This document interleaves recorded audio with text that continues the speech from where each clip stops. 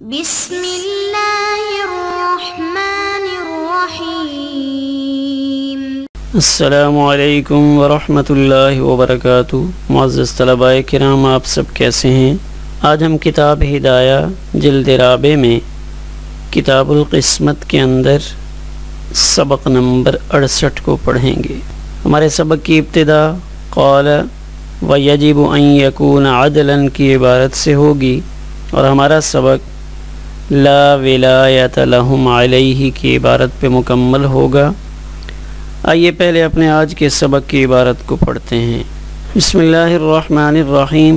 وَيَجِبُ أَن يَكُونَ عَدْلًا مَامُونًا عَالِمًا بِالْقِسْمَةِ لِأَنَّهُ مِنْ جِنْسِ عَمَلِ الْقَضَاءِ وَلِأَنَّهُ لَا بُدَّ مِنَ الْقُدْرَةِ وَهِيَ بِالْعِلْمِ ومن الاعتماد على قوله وهو بالأمانة ولا يجبر القاضي الناس على قاسم واحد معناه لا يجبرهم على أن يستاجروه لأنه لا جبر على العقود ولأنه لو تعين لتحكم بالزيادة على أجر مثله ولو اصطلحوا فاقتسموا جاز إلا إذا كان فيهم صغير فيحتاج إلى أمر القاضي لأنه لا ولاية لهم عليه۔ آئیے اب اپنے سبق کی عبارت کا ترجمہ کرتے ہیں۔ وَيَجِبُ أَن يَكُونَ عَدْلًا مَامُونًا عَالِمًا بِالْقِسْمَةِ، وَيَجِبُ اور ضروری ہے کہ وہ قاسم عادل ہو، امانت دار ہو اور تقسیم کا علم رکھنے والا ہو۔ لِأَنَّهُ مِن جِنْسِ عَمَلِ الْقَضَاءِ، اس لیے کہ تقسیم عمل قضاء کی جنس میں سے ہے۔ وَلِأَنَّهُ لَا بُدَّ مِنَ الْقُدْرَةِ، اور اس لیے کہ قدرت کا ہونا ضروری ہے، اور وہ قدرت علم سے ہی حاصل ہوگی۔ ومن الاعتماد على قوله وهو بالامانة، اور اس کی بات پر اعتماد ضروری ہے اور یہ امانت داری سے ہوگا۔ ولا يجبر القاضی، اور قاضی لوگوں کو مجبور نہیں کرے گا کہ وہ ایک ہی تقسیم کنندہ کے پاس جائیں۔ معناہ، اس کا مطلب یہ ہے کہ وہ لوگوں کو مجبور نہ کرے اس بات پر کہ وہ لوگ اسی تقسیم کرنے والے کو اجرت پر لیں۔ لِأَنَّهُ لَا جَبْرَ عَلَى الْعُقُودِ، اس لیے کہ عقود میں جبر نہیں چلتا۔ وَلِأَنَّهُ، اور اس وجہ سے کہ لو تعین، اگر قاضی نے اسی ایک فرد کو متعین کر دیا تو لَتَحَكَّمَ بِالزِّيَادَةِ عَلَى أَجْرِ مِثْلِهِ، تو وہ اپنی اجرت مثلی سے زیادہ کا مطالبہ کرے گا۔ وَلَوِ اصْطَلَحُوا، اور اگر شرکاء آپس میں صلح کریں، فَاقْتَسَمُوا، اور صلح سے تقسیم کر لیں، بٹوارہ کر لیں، تو جازا، تو آپس میں خود تقسیم کرنا جائز ہے۔ إِلَّا إِذَا كَانَ فِيهِمْ صَغِيرٌ، ہاں اگر ان میں کوئی چھوٹا یعنی نابالغ ہے۔ فَيَحْتَاجُ إِلَىٰ أَمْرِ الْقَاضِي، تو پھر قاضی کے فیصلے کی ضرورت ہوگی، اس لیے کہ شرکاء کو صغیر پر، نابالغ بچے پر حق ولایت حاصل نہیں ہے۔ آئیے اب اپنے سبق کی تشریح کو دیکھتے ہیں۔ وَيَجِبُ، اور ضروری ہے کہ قاسم 3 صفات کا حامل ہو، کہ قاسم کے اندر یہ 3 خوبیاں پائی جائیں جس کو قاضی لوگوں کی زمینیں اور اشیاء تقسیم کرنے کے لیے مقرر کرتا ہے۔ پہلی خوبی یہ ہے کہ وہ عادل ہو۔ کیوں؟ اگر عادل نہیں ہوگا تو تقسیم میں ظلم کرے گا، اس لیے تقسیم کرنے والے کا عدل والی صفت رکھنا ضروری ہے۔ جیسے قرآن مجید میں یحکم بہ ذوی عدل منکم، تب اس آیت میں فیصلہ کرنے والے کے لیے عادل ہونے کی صفت بیان کی گئی، ذوی عدل منکم، کہ تمہارے اندر جو فیصلہ کرنے والا ہے وہ عادل ہو۔ تو فیصلہ کرنے والے کا نائب یہ قاسم ہوتا ہے، تو جیسے اصل کے اندر عدل کی صفت کا ہونا ضروری ہے، تو جو اس کی فرع، جو اس کا نائب ہے، اس نے بھی چونکہ اسی جیسے کام کرنے ہیں تو اس کے اندر بھی عدل کی صفت کا ہونا ضروری ہے۔ تو قاسم کی صفات میں سے پہلی قسم عادل ہونا، اس کا تذکرہ ہو گیا، یعنی ایک بنیادی صفت ہے۔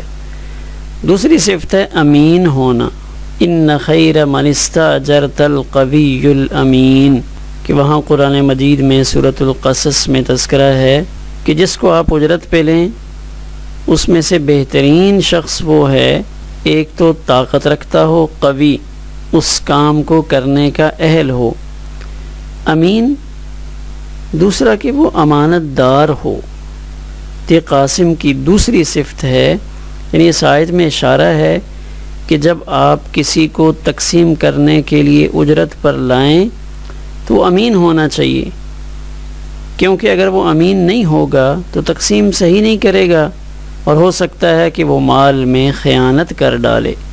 تقسیم کا علم بھی رکھنے والا ہو، تقسیم کا عالم ہو، یہ تیسری خوبی ہے کہ اگر اس کو تقسیم کے مسائل کا نہیں پتہ، وراثت سے متعلق جانتا ہی نہیں، تو تقسیم کیسے کرے گا؟ تو تقسیم کا علم رکھنے والا ہونا یہ تیسری شرط ہے قاسم کے اندر۔ تو اس پر دلیل قول تابعی حضرت عمر بن عبدالعزیز رحمہ اللہ کا فرمان ہے کہ ما قبل کے علوم کو جاننے والا تب قاضی بنایا جائے، اور اسی پر قیاس کر کے کہا جائے گا کہ تقسیم کا علم ہو تو قاسم بنایا جائے۔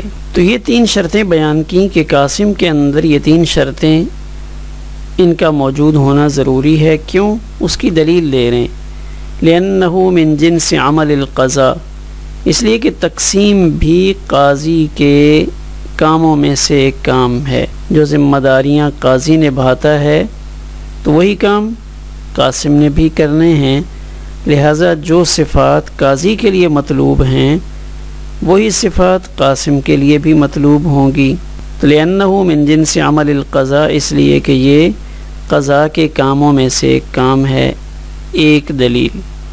وَلِأَنَّهُ لَا بُدَّ مِنَ الْقُدْرَةِ، سے دوسری دلیل بیان کر رہے ہیں کہ تقسیم اس پر قدرت بھی ہو، لَا بُدَّ مِنَ الْقُدْرَةِ وَمِنَ الْاِعْتِمَادِ عَلَىٰ قَوْلِهِ، یعنی دو باتیں پائی جائیں، ایک تو تقسیم کرنے پر قدرت ہو، یعنی اس کو سمجھ بوجھ ہو کہ یہاں میں نے زمین، گھریلو سامان، تجارت کا سامان ہے، جانور ہیں، ان کو تقسیم کیسے کرنا ہے، تو پہلے نمبر پہ تو وہ قدرت رکھتا ہو، اور دوسری بات یہ ہے کہ اس کے اوپر اعتماد لوگ کرتے ہیں، وَمِنَ الْاِعْتِمَادِ عَلَىٰ قَوْلِهِ، کہ لوگ اس تقسیم کنندہ پر اعتماد بھی رکھتے ہیں کہ بندہ ٹھیک ہے۔ تو جب قدرت چاہیے ہو تو قدرت حاصل ہوگی بالعلم، علم کے ساتھ، وَهِيَ بِالْعِلْمِ، تو قدرت کا حصول علم سے ہوگا۔ وَمِنَ الْاعْتِمَادِ عَلَىٰ قَوْلِهِ، اور اس کی بات پر جو اعتماد ہے وہ ہوگا بالامانتی، امانت کے ساتھ۔ تو گویا کہ اعتماد برقرار رکھنے کے لیے اس کا امین ہونا ضروری ہے، اور قدرت حاصل کرنے کے لیے اس کا علم والا ہونا ضروری ہے۔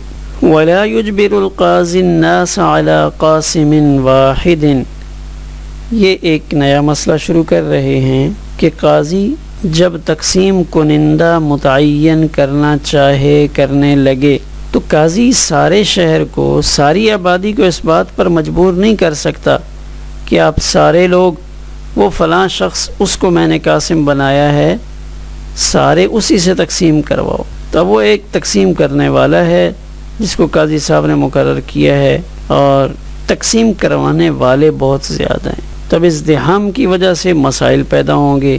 تو قاضی لوگوں کو ایک قاسم پر مجبور نہیں کر سکتا کہ سارے وہ فلاں نمائندہ جس کو میں نے قاسم مقرر کیا ہے، مثلا فرض کرتے ہیں عبداللہ، تو قاضی نے عبداللہ کو قاسم بنایا، تو مانا ہو اس کا یہ مطلب نہیں، مانا ہو اس کا مطلب یہ ہے کہ لا یجبرہم علی ان یستاجروہ، کہ قاضی لوگوں کو مجبور نہیں کر سکتا کہ میں نے قاسم عبداللہ کو مقرر کیا ہے تو سارے اس عبداللہ سے ہی اپنا کام کروائیں، اسی کو اجرت پہ لے جائیں، اور جب وہ تقسیم کر لے تو اس کو مزدوری دیں. کیوں؟ اس کی ایک بنیادی وجہ ہے لِأَنَّهُ لَا جَبْرَ عَلَى الْعُقُودِ کہ جو عقود ہوتے ہیں، لوگوں کے آپس کے معاملات ہوتے ہیں، ان میں جبر نہیں چلتا. جبر کیوں نہیں چلتا؟ لِأَنَّ الْحَقَّ لَهُمْ اس لیے کہ حق تو ان کا ہے جو تقسیم کروانا چاہتے ہیں. تو جب وہ راضی ہوں ایک ایسے شخص پر جو ان کا حق صحیح کر کے تقسیم کر دے تو ان کے لیے جائز ہے. جیسے بقیہ حقوق کے اندر ہوتا ہے کہ انسان اپنی چیز کسی کو بیچنا چاہے تو اپنی مرضی سے بیچ سکتا ہے، اپنے رشتے کے معاملات کہیں طے کرنا چاہے کر سکتا ہے. عقد جتنے بھی ہیں، مزاربت ہے، مزارعت ہے، غرض جتنے عقود ہیں ان کے اندر عاقدین ان کا راضی ہونا کافی ہے، اوپر سے جبر ضروری نہیں ہے. تو جو ان کے اندر تقسیم کی ذمہ داری اپنے سر لے لے اور وہ جو تقسیم کروانے والے ہیں اس پر راضی ہو جائیں تو کوئی حرج کی بات نہیں ہے. کیوں؟ اس کا نقصان کیا ہے اگر قاضی متعین کرتا ہے؟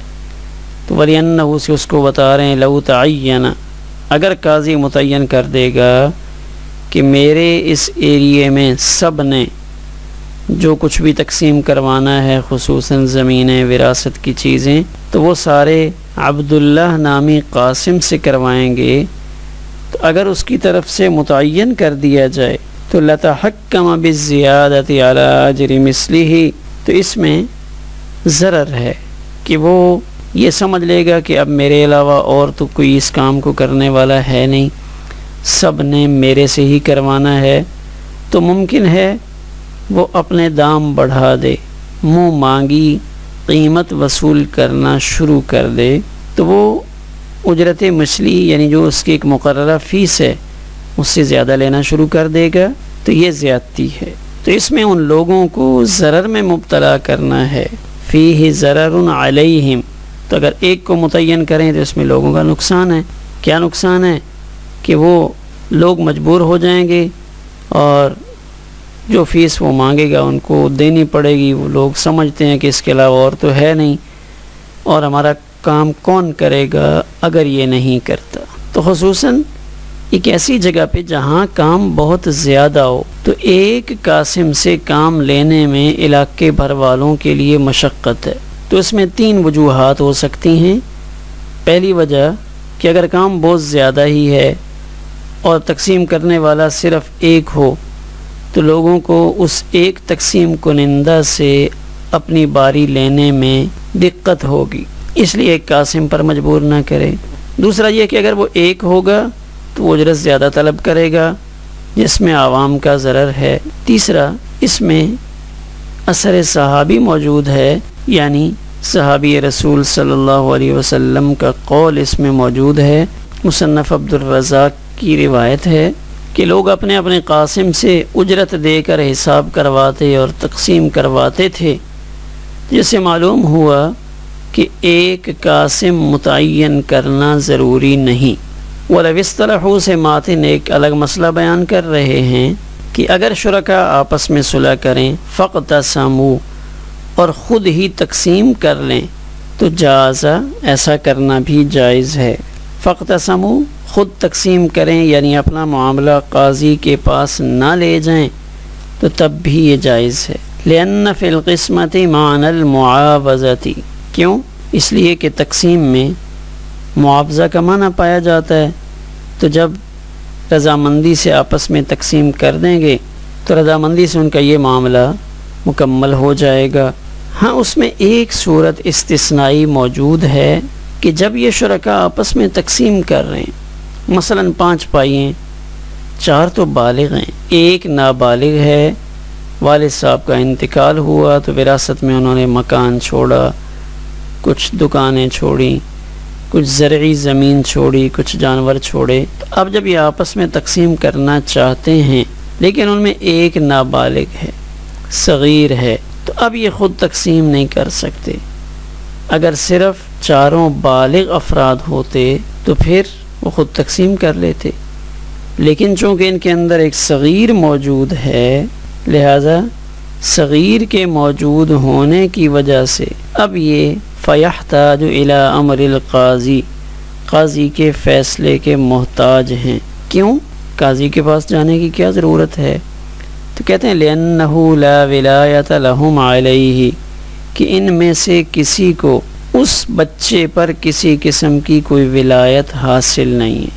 تب اس میں اذا کان فیہم صغیر بھی ہو سکتا ہے، مجنون بھی ہو سکتا ہے۔ اگر ایک مجنون ہے او غائب یا ایک غائب ہے، تو ان تینوں صورتوں میں صغیر ہو یا مجنون ہو یا غائب ہو، تو ان تینوں صورتوں میں معاملہ قاضی کے پاس لے جانا پڑے گا، خود تقسیم کرنا درست نہیں ہے۔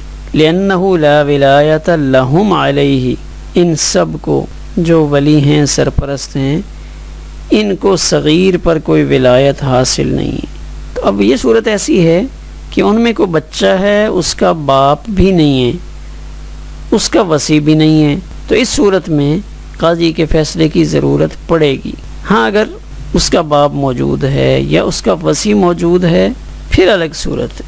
آئیے ایک نظر سبق کے خلاصے پر ڈال لیتے ہیں۔ تو آج کے سبق میں اہم نکات میں سب سے پہلی چیز ہمارے سامنے آئی تھی کہ قاسم کے اندر صفات کا ہونا ضروری ہے، کہ جس کو قاضی وقت قاسم مقرر کرے تو وہ 3 صفات کا حامل ہو۔ یہ 3 صفات آپ کے سامنے ہیں کہ عادل ہو، امین ہو اور تقسیم کا عالم ہو۔ تو قاسم ان 3 صفات والا ہونا چاہیے۔ اگر یہ 3 صفات قاسم کے اندر نہیں ہیں تو پھر اس کی تقسیم سے لوگوں کے مسائل بڑھیں گے۔ دوسرا مسئلہ یہ آیا تھا کہ قاضی ایک قاسم پر لوگوں کو مجبور نہیں کر سکتا کہ سارے اسی عبداللہ سے خریدیں، سارے اسی عبداللہ سے تقسیم کروائیں، یعنی سارے اس سے خریدیں، اسی کو بیچیں، اسی کے ساتھ معاملات کریں، ایسا نہیں۔ تو اس لیے کہ جب ایک شخص کو ہی مقرر کیا جائے گا تو وہ خود حکومت کو یا اپنے یا عوام کے اپنے کام کے لیے مجبور پا کر جب وہ دیکھے گا کہ سارے لوگ تو میرے پاس ہی آ رہے ہیں، تقسیم تو سب کی میں نے کرنی ہے، تو لہٰذا وہ اپنی تنخواہ یا فیس میں اضافے کا مطالبہ کرے گا کہ میں ایک ہی ہوں تو میں تو اپنی منوا لوں گا، جتنی چاہوں میں اپنی فیس اس کے اندر اضافہ کروا سکتا ہوں۔ تو لہٰذا قاضی کو چاہیے کہ ایسے کاموں کے لیے ایک بندہ نہیں بلکہ کئی افراد کو متعین کر کے رکھے اور ان کی ایک ہی فیس سب کی متعین کر دے۔ مثلا ایک علاقے میں اگر 5 قاسم ہیں تو ان سب کی فیس برابر ہو، سب کا وظیفہ برابر ہو، تو ایک قاسم پر پابند کرنا درست نہیں ہے۔ اور تیسری بات ہمارے سبق میں آئی تھی کہ اگر شرکاء صلح سے تقسیم کر لیں تو کیا حکم ہے؟ تو کہتے ہیں کوئی بات نہیں، اگر وہ بخوشی آپس میں تقسیم کر لیں رضامندی کے ساتھ تو تقسیم میں تو کوئی حرج نہیں، لیکن ایک صورت اس میں مسئلہ کھڑا ہوگا کہ جب ان کے اندر کوئی ایک نابالغ ہو تو پھر وہ شرکاء تقسیم نہیں کر سکتے۔ کیوں؟ اس لیے کہ شرکاء میں سے کسی کو اس نابالغ بچے پر کوئی ولایت حاصل نہیں، لیکن قاضی کی ولایت عامہ ہوتی ہے۔ قاضی اپنے سارے علاقے کا سرپرست اور ولی ہوتا ہے، لہٰذا وہ نابالغ کا ولی بھی بن جائے گا۔ ہمارا آج کا سبق اسی پر مکمل ہوا۔